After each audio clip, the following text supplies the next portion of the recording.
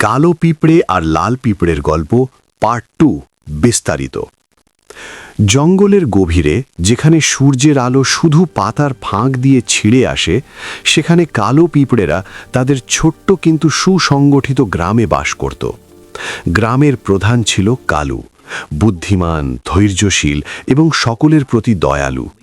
কালো পিঁপড়েরা দিনের বেলা খাবার সংগ্রহ করত, রাতে নিরাপত্তার জন্য পাহারা দিত।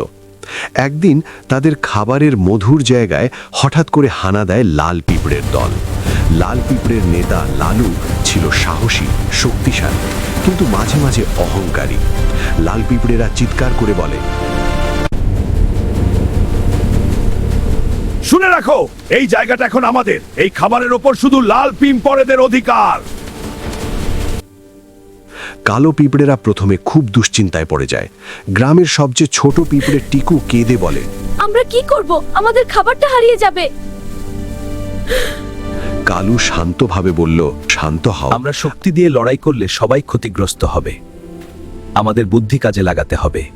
আমরা যুদ্ধ না করে শান্তি করতে পারি। তারপর কালু গ্রামে সবাইকে একত্রিত করে একটি কৌশল বানায়। ছোট ছোট দল তৈরি করা হলো। কেউ খাবার সংগ্রহ করবে, কেউ পাহারা দেবে, কেউ লাল পিঁপড়েদের আচরণ নজর রাখবে। পরদিন কালো পিঁপড়েরা লালুদের কাছে যায়।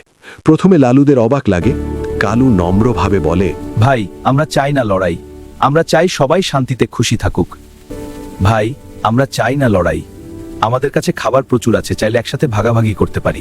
লালু প্রথমে কিছুটা সন্দেহ করে, মনে মনে ভাবল, ওরা কি সত্যিই বন্ধু হতে চায়, না আমাদের ফাঁকি দেবে?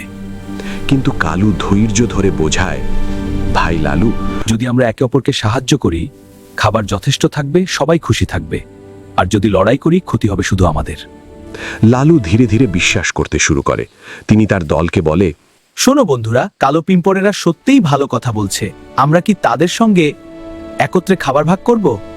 লাল পিঁপড়েরা প্রথমে কিছুটা অসন্তুষ্ট হলেও পরবর্তীতে তারা রাজি হয়ে যায়। এরপর শুরু হয় এক নতুন জীবন, সহযোগিতা আর একতা। কালো পিঁপড়েরা খাবার যোগায়, লাল পিঁপড়েরা পাহারা দেয়। কেউই কিছু চুরি করতে চায় না, একে অপরকে সাহায্য করতে শুরু করে। ধীরে ধীরে জঙ্গলটা হয়ে ওঠে শান্তির স্থল। ছোট পিঁপড়েরা একে অপরের গল্প শোনে, খেলে আর শেখে কিভাবে একসাথে কাজ করা যায়। একদিন একটি বড় ঝড় আসে। লালু আর কালু একে অপরকে ধরে রাখে, সব পিঁপড়েকে নিরাপদ স্থানে নিয়ে যায়। ঝড়ের পর সবাই দেখে তাদের ছোট্ট গ্রামের চারপাশের মাটি ভিজে গেছে, কিন্তু তাদের খাদ্য এবং জীবন নিরাপদ। টিকু আনন্দে বলে, দেখো, যদি আমরা একে অপরের বন্ধু হই, বিপদও সহজ হয়ে যায়। কালু হাসে, সত্যি একতা শক্তি, লড়াই ক্ষতি।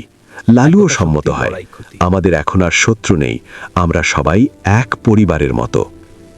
শিক্ষা: বন্ধুত্ব ও সহযোগিতা সব সমস্যার চেয়ে বড়। বুদ্ধি আর ধৈর্য শক্তি থেকেও শক্তিশালী।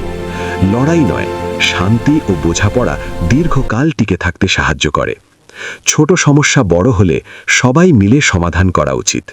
এভাবেই কালো ও লাল পিঁপড়েরা জঙ্গলের মধ্যে শান্তি এবং সমৃদ্ধি নিয়ে বসবাস শুরু করে। তারা বুঝে যায়, একতা আর বন্ধুত্বই সব কিছুর চাবিকাঠি। ভিডিওটি দেখে তোমরা কি কি শিখলে বন্ধুরা?